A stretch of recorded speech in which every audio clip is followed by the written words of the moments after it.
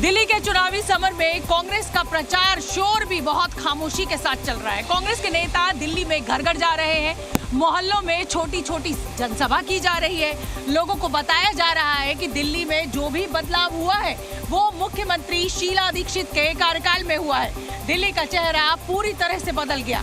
और इसी बीच आज कांग्रेस के स्टार प्रचारक राहुल गांधी ने अपने प्रचार की शुरुआत की और इसकी शुरुआत राहुल गांधी ने वाल्मीकि मंदिर में दर्शन के साथ की।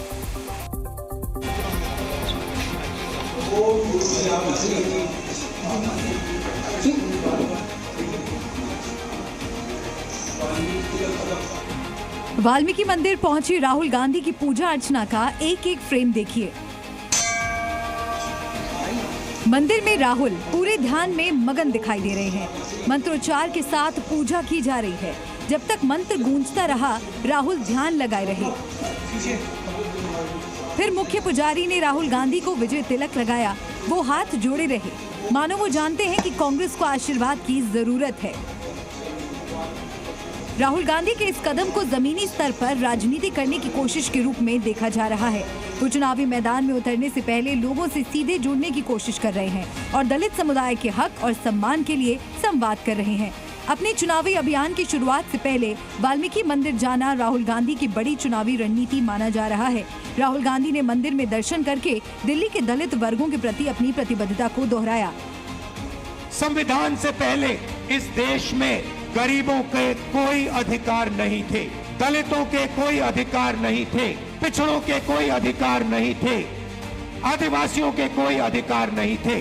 अधिकार सिर्फ महाराजा राजा के थे।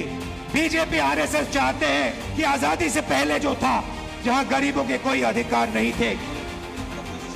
राहुल गांधी जानते हैं दलित वोट बैंक को साधने के लिए रैलियों के मंच से ज्यादा ग्राउंड लेवल पर संवाद ज्यादा प्रभावशाली होगा। यही वजह है राहुल दलित समुदाय के दरवाजे पर खड़े हैं।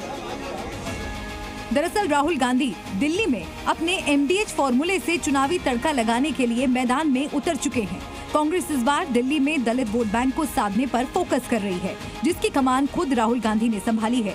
अगर दिल्ली में दलितों की राजनीतिक ताकत को समझें तो करीब 18% दलित वोट बैंक पर थी।